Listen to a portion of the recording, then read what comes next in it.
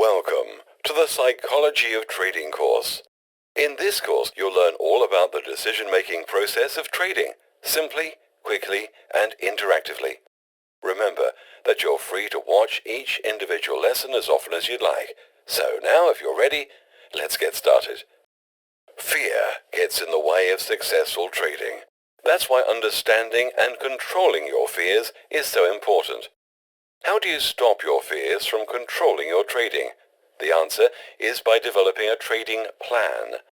Your plan should set your trading goals and identify the price levels and strategies you'll focus on. If you don't yet feel like you know enough to plan in this way, then you might want to focus on practice trading or seek out more traders' education before trading for real. Success as a trader requires overcoming your fears and developing the confidence to learn from your mistakes. For long-term success, you'll need to believe in your ability to make more money than you lose. That makes it easier for you to continue to place trades, even after a string of losing positions. Most traders know what it feels like to hold on to a trade too long and see significant profits evaporate as a result. When this happens, it's often the trader's greed that's to blame. Greed changes the way you think and act, and can cause you to make mistakes in the market which can cost you dearly. A lot of new traders imagine that it's possible to earn returns of 100 or 1,000 times their initial investments from just a few days of trading. Add a high leverage rate into the mix and you have a surefire recipe for disaster, courtesy of greed. Your decision to invest in the markets should be based on rational analysis. Trading isn't gambling, and it should never be treated like it. Remember that there are a lot of opportunities in the markets, but you'll only be able to exploit them if you learn to control emotions like greed. Most traders focus on deciding what and when to trade, but pay too little attention to the question of how to invest. After all, when you think you've spotted an opportunity, should you go all in? Actually, the answer is no. Don't risk your account in a single trade. It's the classic mistake of an inexperienced trader, and it means letting your greed control you. Always remember that the market can go against you. As a trader, your position management strategy is crucial for successful trading. You may not be able to control the markets, but you can control how you invest and the amount of risk which you take. Your money management strategy should answer these two key questions.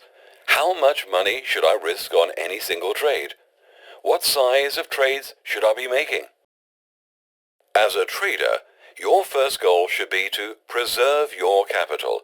If you can stay in the market long enough to achieve some big wins, it should cover the cost of your losing trades and deliver you some returns on your investment. Good money management can help you make this happen. Most experienced traders never risk more than 2% of their trading capital on any single trade.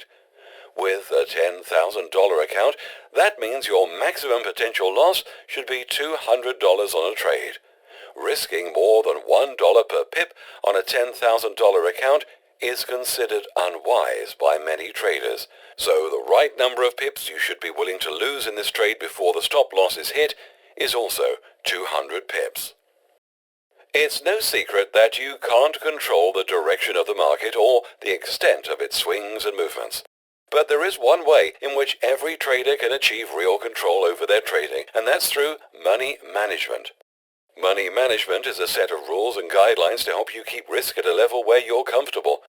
Effective money management asks, then answers, these three key questions.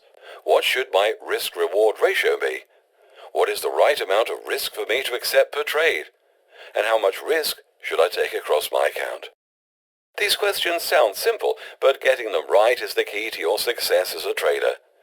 With the right money management strategy in place, you can be wrong 50% of the time when you trade and still profit overall.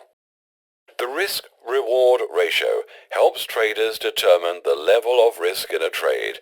It shows how much a trader is risking. The risk-reward ratio helps traders determine the level of risk in a trade. It shows how much a trader is risking versus the potential reward they can make if the trade proves a success. How do you calculate the risk-reward ratio? It's simple. The stop loss displays your risk, and the take profit displays your potential reward. So if on a specific trade your stop loss is set at $100 and your take profit is set at $200, then the risk-reward ratio is 100 to 200 or 1 to 2. The larger your risk-reward ratio, the more easily you'll be able to absorb losses through time. An acceptable risk-reward ratio for beginning traders is 1 to 3. Any number below 1 to 2 is too risky, and the trade should be avoided. Congratulations! You have successfully completed the Psychology of Trading course. You're now ready to start exploring the markets yourself. Stay tuned for advanced lessons and courses. Good luck, and welcome to the world of trading.